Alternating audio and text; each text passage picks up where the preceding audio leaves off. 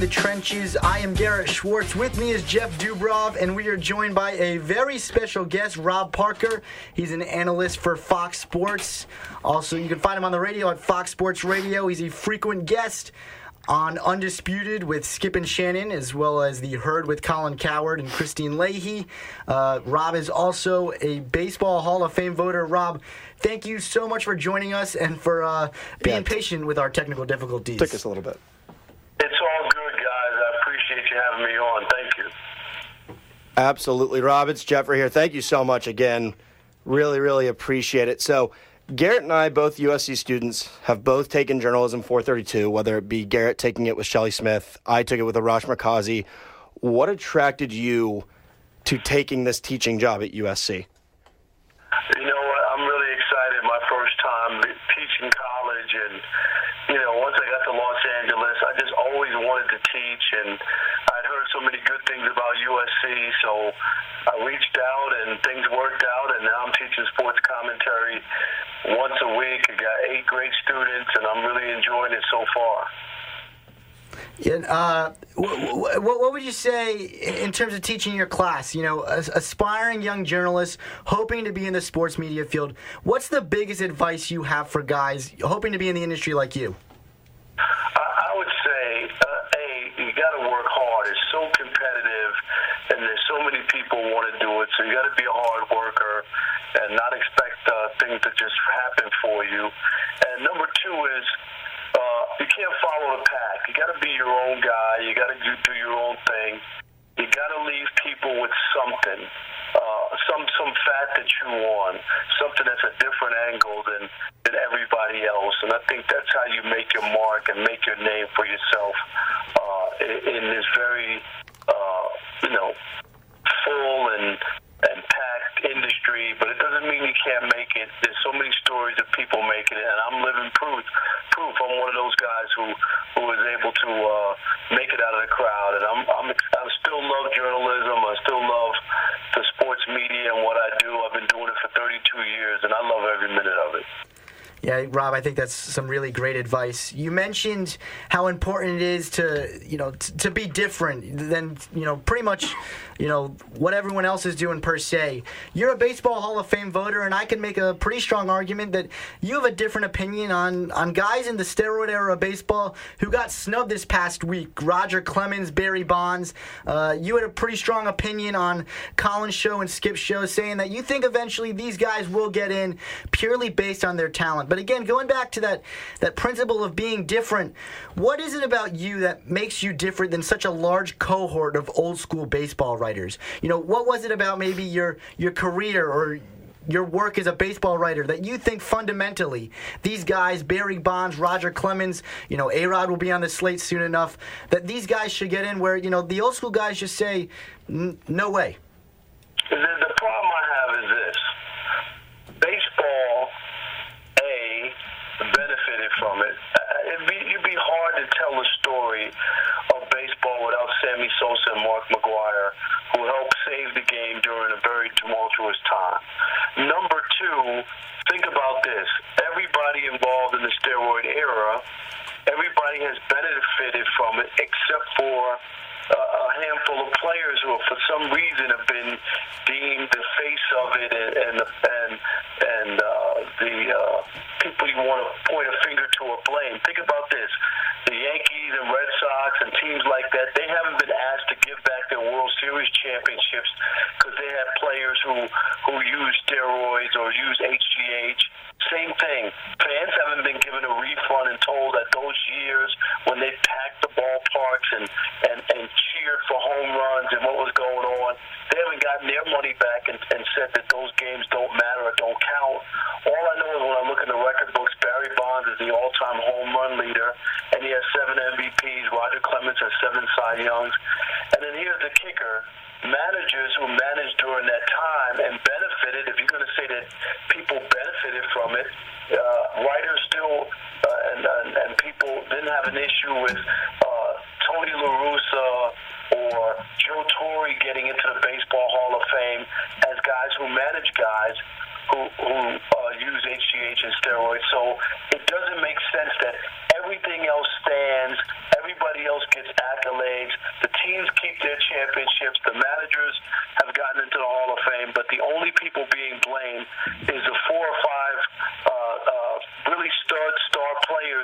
era, it makes no sense to me. Yeah, Rob, you bring up a really good point in saying how it's unfair to punish certain guys when other guys were doing it.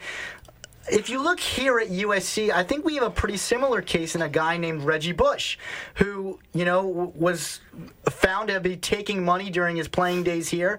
And as a consequence, USC's wins were vacated for his last season here, and he was stripped of the Heisman Trophy. Would you agree, and I think you would, based on your stance in terms of Hall of Fame voting, that it seems a little bit ridiculous to punish a guy and an entire team for, something that doesn't reflect his play on the field at all? Yeah, it's really, I've never been big on acting like something didn't happen and, taking away wins and saying you didn't win when everybody watched that season or whatnot. It didn't stop really what he was able to accomplish athletically on the field. I always think that's kind of silly. I think you could just, when you write the history of what happened, you could mention that. You could say that team maybe was fined or reprimanded or whatever it was. You know what I mean? The sanctions put against the team. But to act as if it didn't happen is silly. And the same thing, when baseball goes to tell its story, I think that in their 10 years eventually that the writers will come around. Their numbers have only gone up, maybe not a significant amount this year, but every year their numbers have gone up. They're just under 60%. They need 75. It's not like they can't get there in the next 4 years. It is possible. I just think that Bonds and Clemens have to be involved in the Hall of Fame and have to be there. Otherwise, you have to question the Hall of Fame altogether. Yeah, I agree with you, Rob, and I agree with what Garrett said about Reggie Bush, and you mentioned Reggie Bush. Reggie Bush was a star in L.A., and there was a certain star in L.A. who was shipped away yesterday, and I'll move on to the NBA as Blake Griffin, as I'm sure everyone knows, was traded to the Detroit Pistons for Tobias Harris, Avery Bradley, Boban Marjanovic, and a first and second round pick. Blake Griffin, a guy who was claimed to be Clipper for life, signed that 5-year deal. Do you think the Clippers did Blake Griffin wrong, or do you think this is just part of the business? I think it's part of the business. I really do. And, if that was the case, then I think Blake Griffin would have got a no-trade clause in his contract, right? Correct? Correct. Signed a contract that didn't have a no-trade clause. He didn't have to re-sign back. He could have said, if you don't give me a no-trade, then I'm not going to re-sign with you. And instead he signed it and took the money, and he didn't have a no-trade. There's a reason there was a no-trade that was involved. Most of the time, a player of that stature would get one, and then you wouldn't be talking about this. And then for LeBron James to be able to try to put this on him and say this is not fair, it's all about the teams not having loyalty, but players can't have loyalty. What LeBron James did is totally different from anything that anybody else had ever done, which was to leave his team at the age and at the peak of his career and join up with other star players. I'll say this, LeBron James ruined the NBA with what he was able to do to make super teams, and that's why you have a league right now that only has 2 teams basically that really have a chance to win a championship. It's messed up the competitive balance. It's thrown the NBA into an almost unwatchable league during the regular season because none of it matters. Guys don't play hard because they ultimately know that they're going to have a shot to get to the finals, no matter where they finish in the final standing. So I don't look at it as the same way. I think that teams have a right to trade players. And when players are free agents, they have a right to go and do whatever they want to do. But to build a super team and throw off the competitive balance in the league, I don't think that that's ever good for the game. You bring up a pretty good point, and LeBron James is certainly an interesting guy to throw in the conversation because I think you can make a pretty good argument. The Clippers shipped away Blake Griffin because they believe deep down that somehow they're going to find a way to lure the big fish this offseason. Do you think there's any chance that LeBron James, who, by the way, is looking around now at Kevin Love with a broken hand, he's out 6 to 8 weeks, a banged up and emotionally shaken Dwayne Wade, obviously it's not the prettiest of situations in Cleveland. You think there's any chance LeBron lands in L.A. with the Clippers?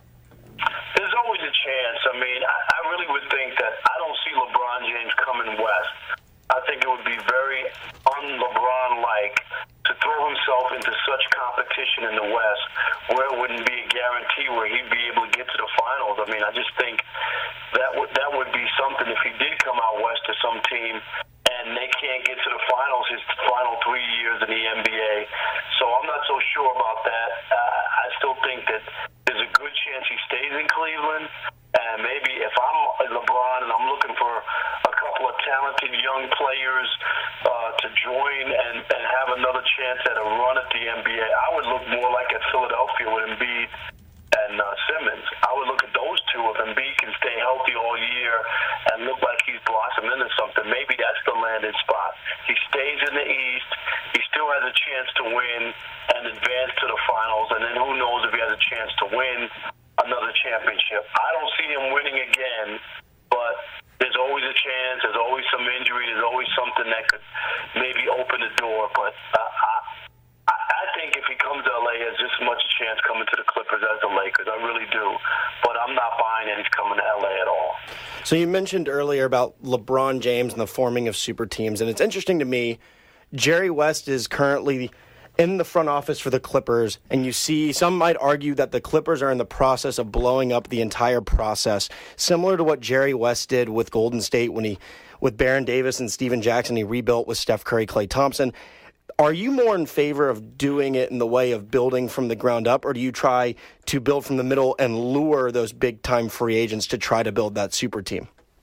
It's a combination. I mean, the Warriors are homegrown. Those are guys they drafted, and then they added KD, which, of course, messed up the competitive balance again. So yeah, a team that had already won a championship and had already set the most wins record adds an MVP-type player in Durant. So that's not good for the league. It just isn't. But I would rather see a team, rebuild and get some of their players. Just to switch to baseball for a minute, look at what the Yankees have done with their own young players. They were one game within making it to the World Series this year with a whole group of young players that have come up through their minor leagues. That's how they started their first dynasty with Jeter and Mariano and Pettit and Posada and Bernie Williams. Those were their own players. So you get the core of players to start it, and then you add those free agents around it. I'm not against free agency. I'm not against players moving. I'm just against the idea that 3 or 4 of the best players are going to go on one team. I call it the AAU mentality, where guys all pile up on one team. They beat nobody and think that they've accomplished something. Yeah, this season of the NBA, it certainly seems like no one is going to be even remotely a threat to the Warriors. Actually, I'd argue Houston has a decent chance. They've already beat them twice this season. But the history of Houston isn't good. I mean, CP3 has never been a good postseason player and hasn't had success. James Harden has disappeared. Go back to his last playoff season. Mike D'Antoni also has not had success in the playoffs. So I'll believe Houston when I see it. I'm not buying Houston. Yeah, I'm not buying them either.